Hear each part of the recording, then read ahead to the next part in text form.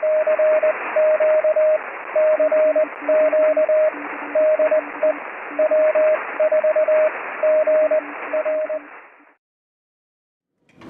all right.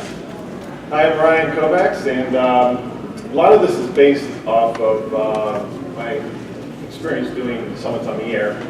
How many of you have operated outside, not including from your car? Raise your hands. Okay, very good. So, isn't it ironic that we're talking about this subject today when today's Winter Field Day? And I'll be talking mostly about my experience doing summits on the air, but also islands on the air and other various locations. And so I have a lot of pictures. It always makes it interesting and tells a story. So why do it? Why would you want to operate outside your house? Low noise levels. It's amazing when you get outside and get to some place that there isn't any human electronics around, I guess. And sometimes you wonder, did I hook up my antenna? Because I'm not getting anything. I have a S0 noise level. But it's fantastic. You can hear everything. Great takeoff. If you're on a summit that's 4,000 feet and you have an HT and you transmit, you're getting out 50, 60 miles. HF antenna, because of the way it slopes off, you have a great takeoff angle. If you're on the beach, that amplification from the water, the salt water is just fantastic. You can get out and get some exercise, fresh air, it's good for you. Awesome views of different places. You can discover new places. I've discovered a lot of new places that I probably wouldn't have if I didn't have a ham radio and got out and operated portably. Also, exposure to the public.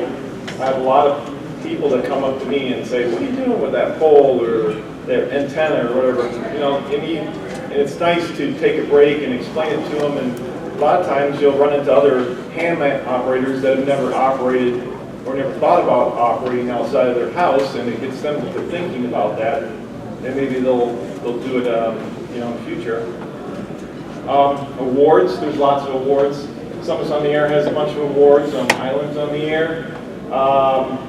We had the national parks on the air, and then there's flora and fauna and a bunch of other different ones like that. It's cool to work pileups because you're the chaser, or you're the activator, and everyone's chasing you. So I've had pileups from England. You have your regulars that chase you in SOTA, and little pileups there. So it's a lot of fun. And the craziest pileup I ever had was when I did national parks in the air, and I was on the Appalachian Trail in February, and it was just mayhem. I mean, you put your call sign out there and you couldn't make anything out. You just ended up having to call by numbers and then taking it that way and work the pileup by numbers. So, in improvising, there's been a bunch of times where something happened with my antenna and I had to fix it, or I forgot something, or something didn't quite work right, or you're trying to put your antenna up on a summit or on the beach, and you just have to figure it out and improvise. So you get really good at figuring out ways to make things work. So like I said, there's a lot of programs devoted to operating outdoors. Summits on the Air, U.S. Islands on the Air, which is separate from Islands on the Air. There's lighthouses on the air, parks on the air, flora and fauna. There's field day, VHF contests, which are really good excuse to get on a high spot or a summit, operate from there, which I've done the last few years. And QRP contest, because if you get outside and away from all the noise sources, you can not only can you hear the people, you have a good location to put up an antenna and get your signal out. So Georgia contains, it's kind of hard to see, but it's kind of all jumbled up. This is all these summits in Georgia, and it contains 136 designated summits, of which I've done 113 of them. And in addition to Georgia, I've also activated summits in North Carolina, South Carolina, Tennessee, Ohio, Michigan, and Colorado. And some of the guys that are out here at the SOTA booth, they've been to other countries and activated there, so hopefully one day I'll travel to some other countries and activate some summits there, but My goal is to try to activate all 136 summits in Georgia, but it may not be possible. Hopefully in my lifetime I can do it. The problem with that is some summits are privately owned or they're controlled by the government, and I don't want to get arrested as a terrorist trying to get on some of these summits, but I'm getting pretty close, so we'll see how close I can get. So these are some panoramic pictures I took of some summits. On how well it's showing up, but just some fantastic views. The top picture is of High Point, which is HC-022, which is the highest point in the Cloudland Canyon State Park. It's really tricky how to get there, but I figured out a way and I got there. And the bottom one is Del Knob on the bottom. And that one you can actually drive up to. They've created a parking lot and a little walkway and stuff, and you can actually drive up to the top and you can get out your radio and operate from there. So when people say, well, you know, I'm XYZ, I can't do it because, you know, I can't walk far. Well, there's plenty of drive-up summits in Georgia that you can drive up to the top and get out of your car and take your radio and get on a picnic bench and put up your antenna and operate. Or, I mean, the ultimate portability is your HT. I mean, that's still operating portably. You can get on a summit and you can get up pretty far with HT. So portable operating is much like operating at home, except you're set up your shack each time. Your shack can be as simple as HT. Here's one with a nice beach view. The little Tybee Island. I paddled over there, my kayak set up, and it was pretty fantastic because I set my antenna up and the tide came in and my antenna was actually directly over the salt water. And I was hearing actually more DX stations than I was US stations. So that was pretty cool. Is that a summit? No, that's the opposite of summit. It was qualified for US islands on the air. This is on dry Tortugas, something that's not exactly portable, but believe it or not, we hauled all this stuff there, which was quite the feat. And this was for the June VHF contest. And let's bring that pointer. Can we get the lights?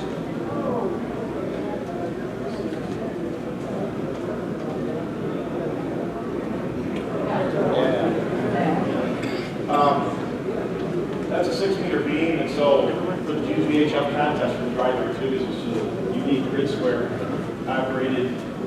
I think I had 100 and some contacts, I forget, but most of them were up in the New England area.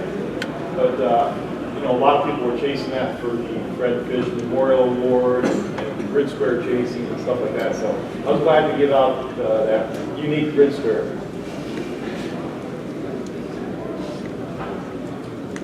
And sometimes you're operating in different types of conditions. This just happened to be a really foggy summit, but kind of warm. There's a nice winter day on Stover Mountain, HC-004. And winter's really become one of my favorite seasons to activate in because there's no bugs, there's no poison ivy, you carry less water, you sweat less, and there's a lot better views because you don't have all the leaves in the trees. And then, of course, you want to bring proper shelter if it's the weather's bad. This is inside my under-the-weather mini pod shack, and it makes a huge difference. There's me. So, but you know, you can see there's snow on the ground there, and it's, you know, inside it's like 60 degrees. So, it's really nice. Log shack. Hammock shack. That's KI4SVM who's out there demonstrating how to do it in style. I think he takes naps between switching bands or something. Picnic table shack with K1LIZ. By the way, she's 100% blind and a mountain goat. So if she can do it, you can do it. There's a portable table and chair. Sometimes it makes things nice when you don't have to travel very far. There's a picture of my antenna. Most of the time I use it's an 80-meter Windham antenna. There's the downline.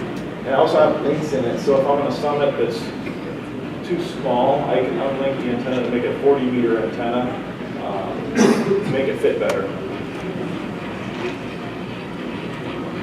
That was a 4-to-1 balun in the middle, fed by Kovacs. Can't really see it in that picture. This allows me to operate without a tuner on 80 meters, 40 meters, 20 meters, 17 meters, 12, 10, 6, and I have an HT for 2 meters and 70 centimeters, so it gives me a ton of options. There's on one summit, doesn't have a lot of trees, so I brought a pole and supported the center with the pole. And I can also use the pole to support the center, so it's fine. Well, there's another summit, drive-up summit, by the way. So batteries, there's a lot of different types of batteries, and when I first started doing this, I was using sealed lead-acid batteries, but quickly found out that, hey, there's these lithium polymer batteries that are a quarter of the weight. So I got one of those and started using that and never looked back. But I see a lot of people using sealed lead-acid batteries or deep cycle batteries, and you can't really travel very far with those. So most of the time I use with a little small 4.2 amp hour battery with my 857. And there's the battery there. It weighs maybe, I don't even think it weighs a pound.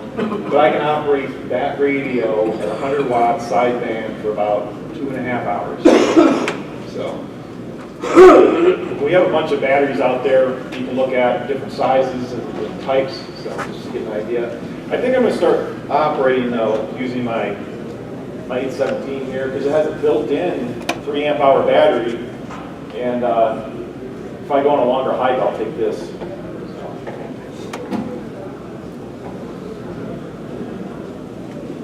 Yeah, for longer or multiple summits, I have a larger 9 amp hour battery I sometimes use.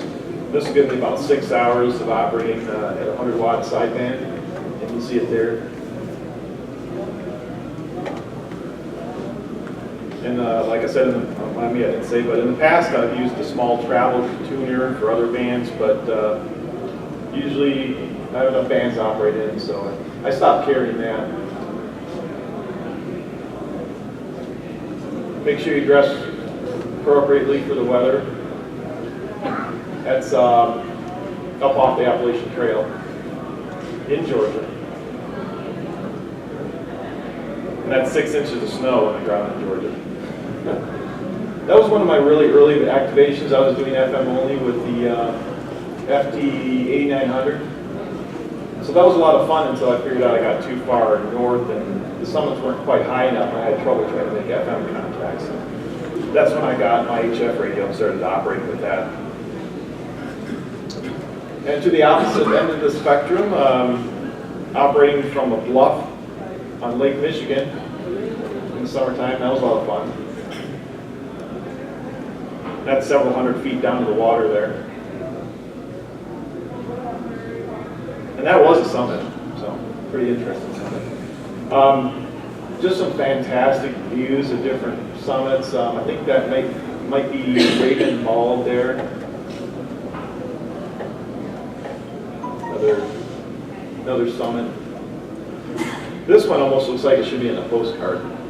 This was Peter Young Mountain, which by now I'm sure is a neighborhood. They were just developing it into a neighborhood, and all they had was the road there, and just fantastic views.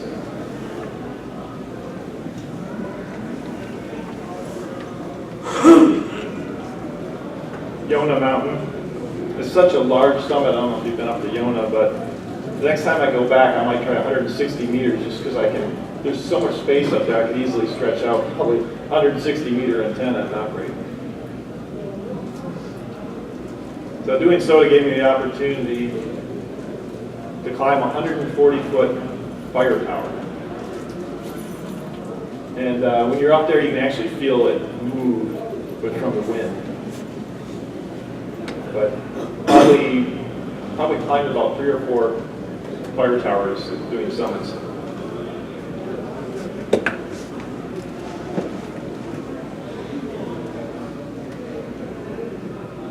And that's again a picture of High Point by Cloudland Canyon.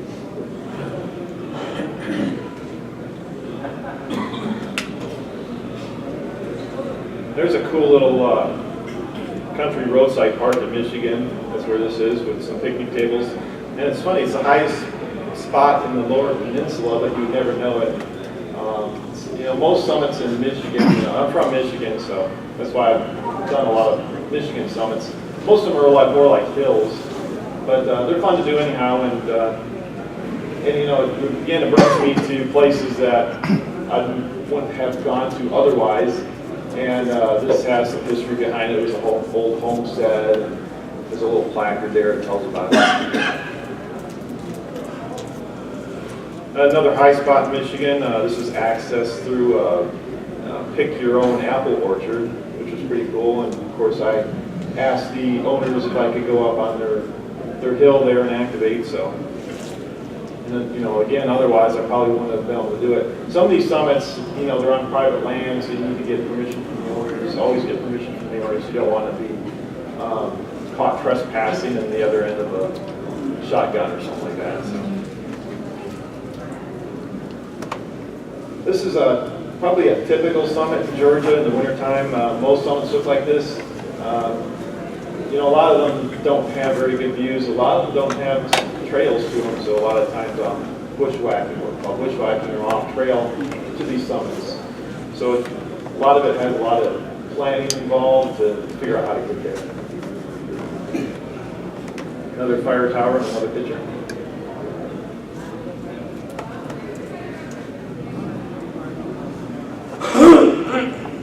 Anytime you can get above the tree line, it makes for fantastic pictures. Now, this is an active ski resort in Michigan in the summertime, and again, I said, hey, can I hike up your ski hill there and operate some radio? So they were fine with that, and that was fun too. This is an old former ski hill in Michigan.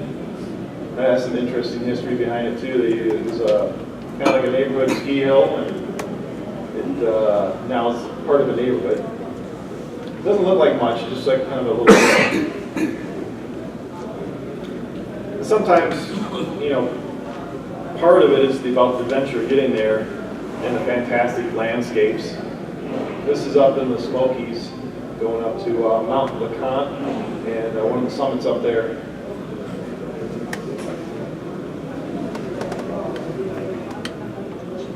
Taking a rest at LeConte Inn.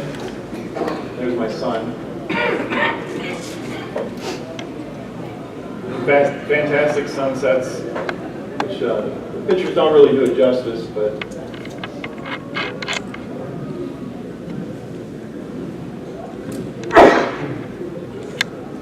some summits have trails, or at least start out with trails and then kind of peter out, and you're kind of on your own for navigating.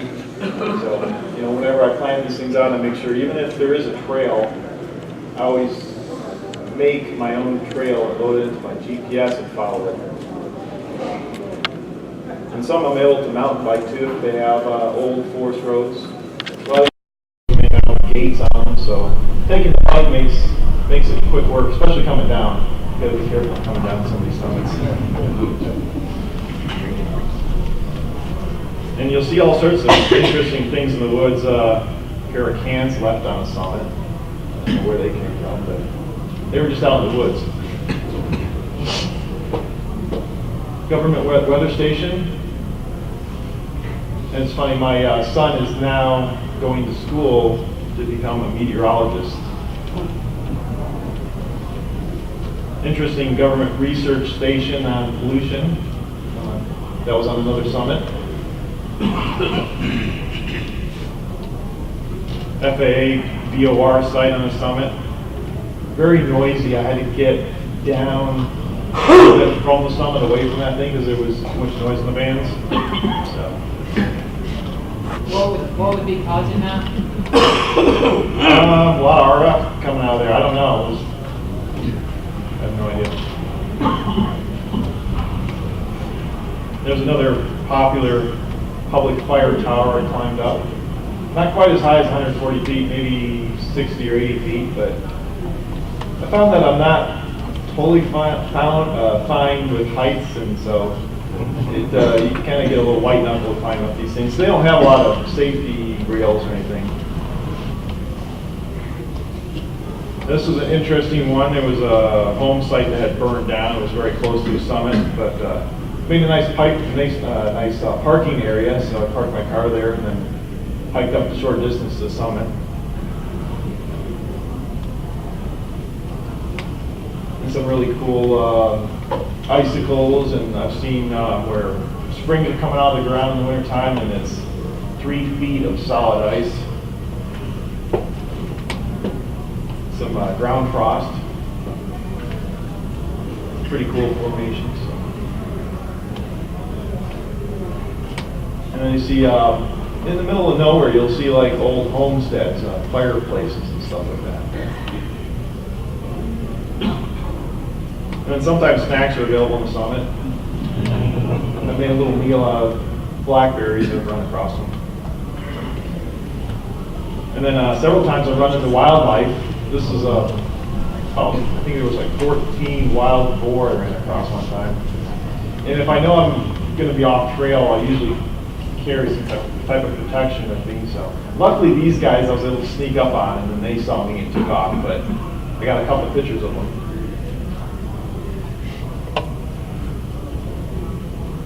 Cool picture from Fire Tower of some type of vulture. And I think you can see that's a black rat snake there. And then, I've stumbled across structures, an old farm silo and barn, dairy operation. And it's funny, if the weather isn't nice in the valley, to get above the clouds. This is one of those mornings that I went hiking, and everything was stocked in with fog, and I got hiking and got up above the clouds, and it was a great day. And everyone's like, "Oh, how come you're out there? It's not very nice weather." I'm like, "It's sunny up here." Another remnants of an old house on another summit. There was me and FDR taking a break from operating for a picture on Dal Knob. That's another summit. That's a great summit that you can actually drive to. Has a parking lot and set up on the picnic tables, have a picnic lunch, and operate summits on the air. That's a 9-amp-hour battery there. Another fire tower. There's my son, my hiking buddy. We're hiking up on, I think we're going to Mount LeConte there.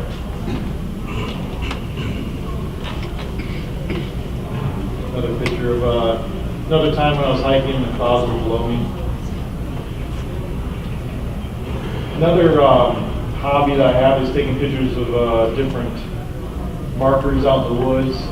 So I got a whole collection of different things I found out in the woods. This one was the U.S. Department of Agriculture. And of course you have a lot of the USGS markers on top of the benchmark markers on top of summits. That's for this one's Big Bald. There's Mount Mitchell. Mount Mitchell is interesting. We actually camped on Mount Mitchell at, I think the campground was like at 6,200 feet or something like that. And I went in the daytime and operated HF, and then I came back later in the day and operated just with HT, just so there'd be less people. But you always get a lot of people asking me questions, and it was pretty cool because the ranger was hanging around, he was asking me questions. But in HT, you can get out 100 miles in HT. There's Dal Knob.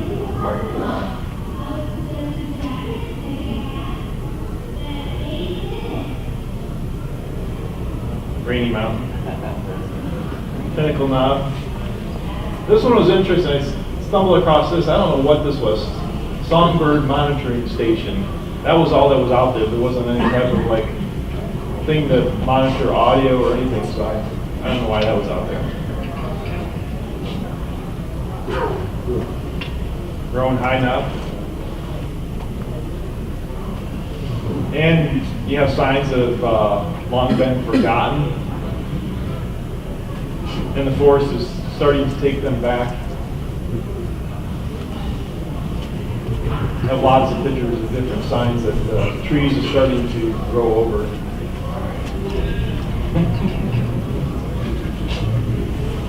And we run into all sorts of U.S. Forest Service markings.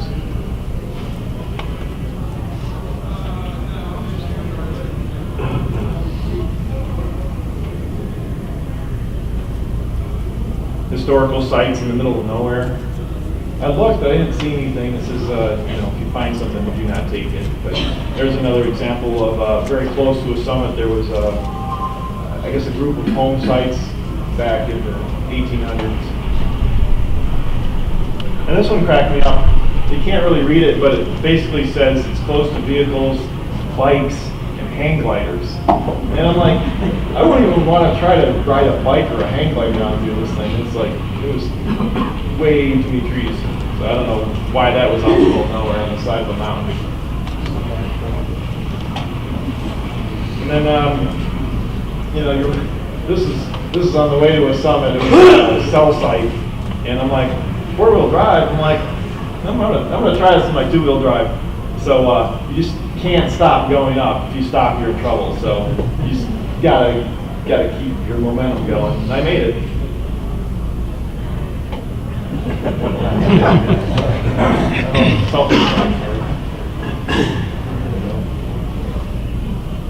This one, I was hiking with my son, and I heard something, and I looked, and I saw this big black thing running toward me, and I was like, first I didn't know what it was, because it was on the corner of my eye, and it was this lab, and we were out in the middle of nowhere, and there's no one around, so I don't know where this dog came from, but he was very happy to see us and very friendly, so it was kind of a funny distraction.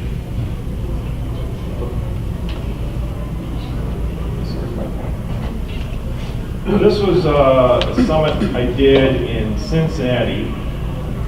Notice the Taco Bell in the background? Oh yeah. I got that and ate my lunch on the summit. But I guess you could actually sit in the Taco Bell parking lot and do Taco Bell summits from the air. There's the other angle. This is actually some type of water treatment pumping station or something.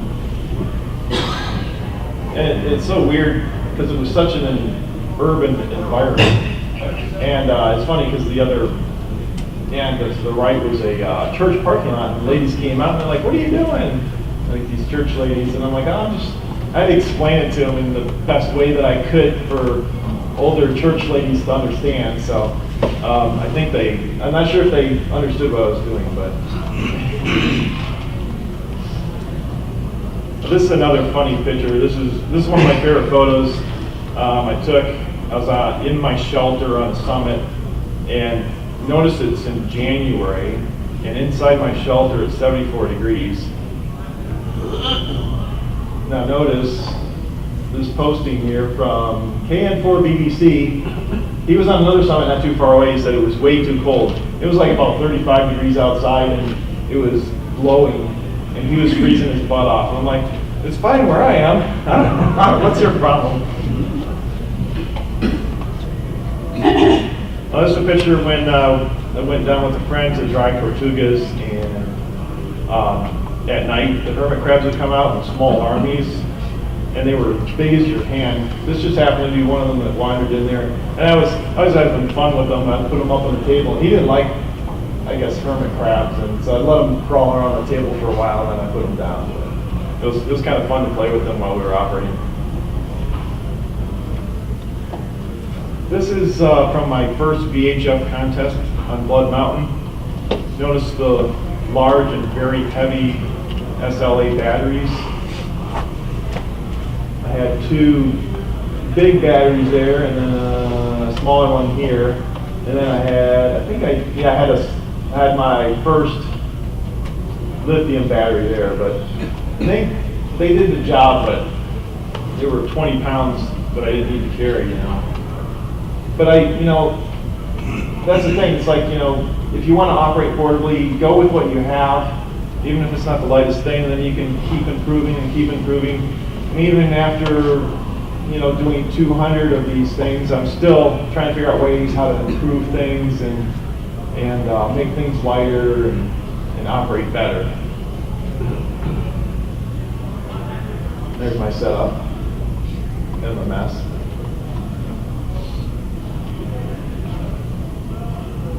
So I carry my 8900 for the VHF contest. I do the FM only category, and underneath that is a 220 radio, and then the HT. And that's completely changed since I started doing these. My setup's a lot different now. The view through the top of the tent. Operating VHF from Raven Ball, 50 watts and a Yagi and 4,600 feet. You can really reach out and touch some people with that. So second time operating from VHF from Blood Mountain. This is my pack. I think I dropped about 20 pounds from my pack that time, and it still weighed 55 pounds.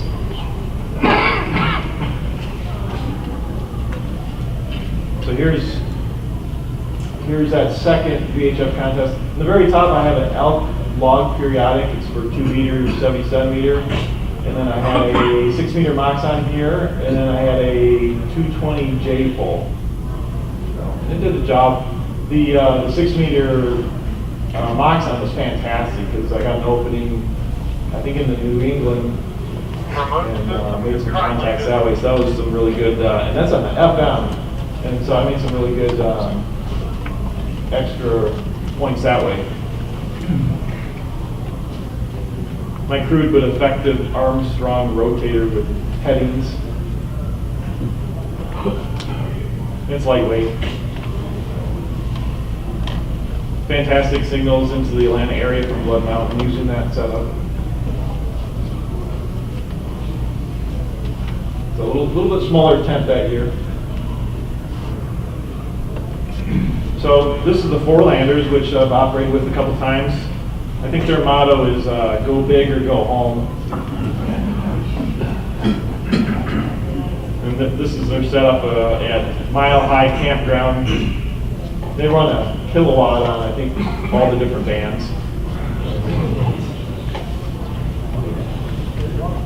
They're pretty serious. It's just fun. That's just one of the trailers. Another VHF contest, and another portable operation. Similar setup, the log periodic up there, the 6 meter Moxon. Then I did have, I don't know if you can see it. There's a 220 Yagi down here. This next year I'm going to go with a higher power 220 radio, hopefully get a few more people on 220. I was using an HT for 220, which sitting there, it's just a few watts. That was my setup on, I forget what summit, but it wasn't too far of a hike from the car, so I brought a few more things that I would normally bring.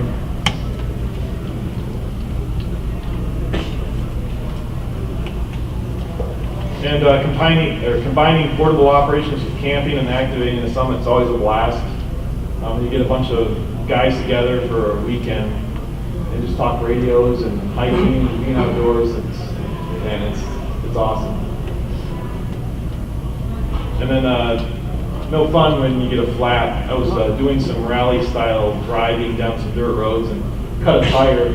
Didn't notice it until the next morning, so it put me behind a little bit, but I got it changed out. And of course, Pat, KI4SVM, has to bring the Go Anywhere vehicle, his MOG. He's brought that to the camping trips. That's always a ton of fun to go through the woods with that thing.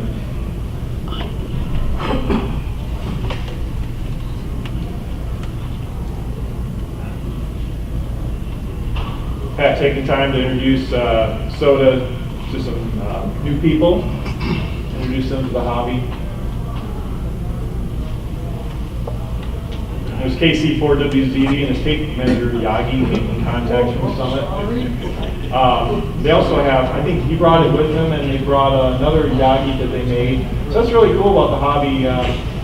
You know, people ask me, well, where did I get my antenna? I'm like, well, you know, I kind of pieced it together or built my own, and I'm always rebuilding it. Like I said, I'm always trying to improve on the equipment that I have and trying to figure out ways to make it more efficient or work better. So they've done a lot of VHF stuff, and but I think KC4WZD, Joel, he's mostly doing CW stuff now on sideband. So I think that was one day that him and I hiked up a summit. So operating portables brought me to some really interesting historical places. There's a Dry Tortuga there, Dry Tortugas,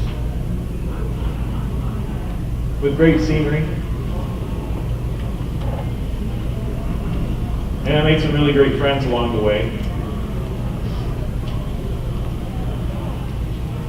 So hopefully I've inspired some of you to get out and operate outside.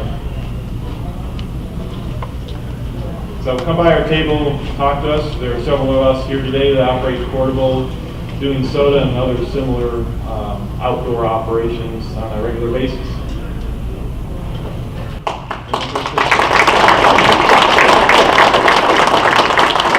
Any questions? Go ahead. Given 50 megahertz on up, what would be your most favorite summit? You said 15 megahertz? 50 VHF? Oh, 50. Yeah.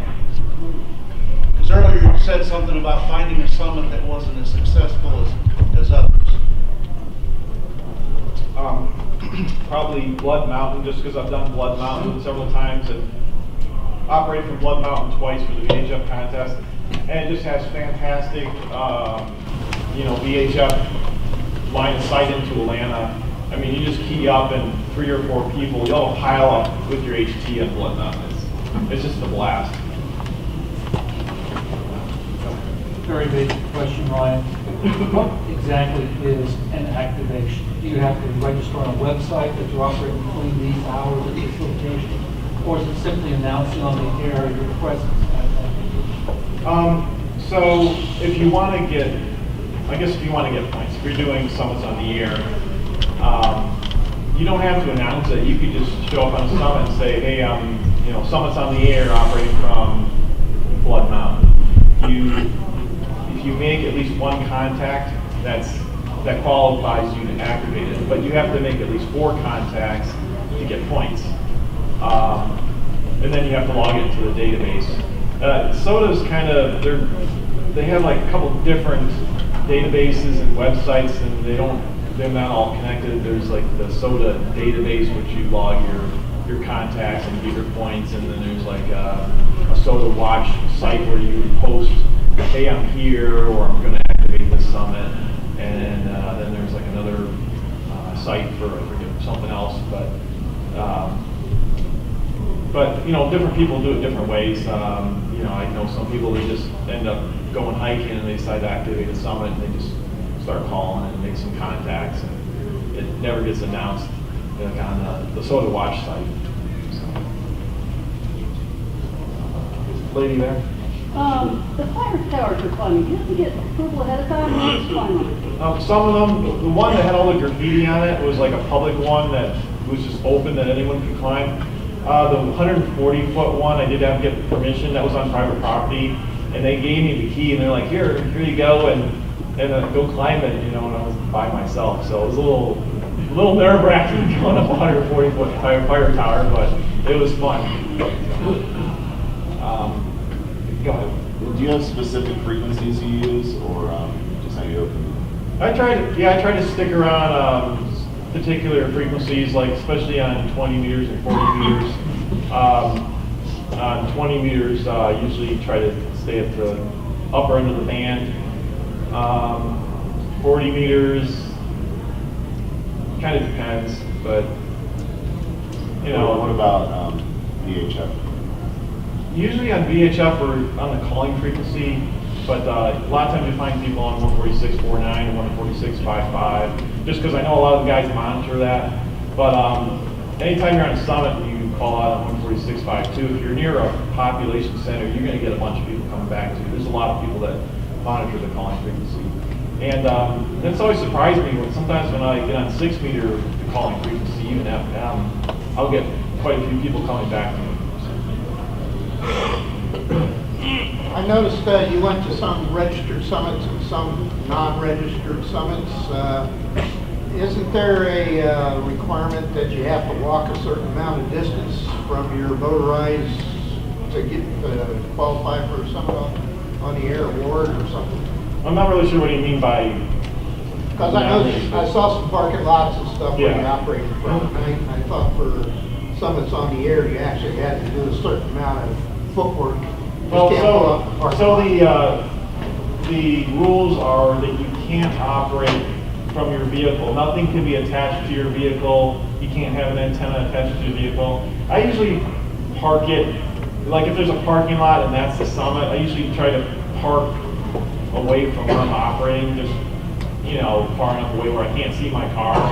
A lot of times it's not practical or even possible to park away from where you're operating, you know, like they're drive-up summits. But that allows people that can't hike very far, walk very far, you know, they're able to operate. Like Brasstown Ball, you can take the bus up to the top. Dal Knob is a drive-up summit with picnic tables. There's a lot of summits like that in the area. In Georgia, I think there's maybe 8 or 10 summits like that. Have you ever been told it's illegal to operate a radio in national forest areas? No, because most of the time I'm the only one there. Sometimes I go on these trails. If I'm not on the Appalachian Trail, it's rare that I ever see another person. I was told that on Brasstown Mall one time by a employee of Brasstown Mall. Okay. Yeah, I haven't had that experience. So. I don't see. You've said a couple of times operating on Blood Mountain. I talked with somebody on Blood Mountain a couple of times. Look, wasn't your call? Did you have a call and you recently changed, or I was talking with somebody else? Oh, Blood Mountain's operated or activated a lot. But I don't know. I think Blood Mountain and Brasstown Bald are probably two of the most popular summits to activate in Georgia. So I haven't looked recently, but it would be, I wouldn't be surprised if Blood Mountain's been activated like a dozen times in the last year. Go ahead. I noticed your little tent shack that you was in. Is that a special fabric that the sun heats up in the cold weather, or just the sun heating up? Oh, the little mini pod thing? Yeah. No, it's just, it's actually designed for, it's called from like under the weather, but it's designed for people that want to go watch their kid play soccer or whatever, at a sporting event, and it's like the weather's bad, and it's small enough where when I'm inside, my body heat just heats it up, and if the sun's out, it really gets warm. And like I said, it makes about 30 to 40 degrees difference, and then it also gets filled with condensation. So, and the cool thing is that thing collapses down to about this size and actually fits in my pack. So it only weighs about 3 pounds. Then I get home and I take it out and dry it out, but it's a lifesaver. It's the difference between freezing up on a summit and, you know, only spending a half an hour up there, and I can comfortably spend 3 or 4 hours in the sun with that. What was the name of that? What's that? What was the name? Okay. It's by Under the Weather. That thing's been a lifesaver when it's really cold. Any other questions?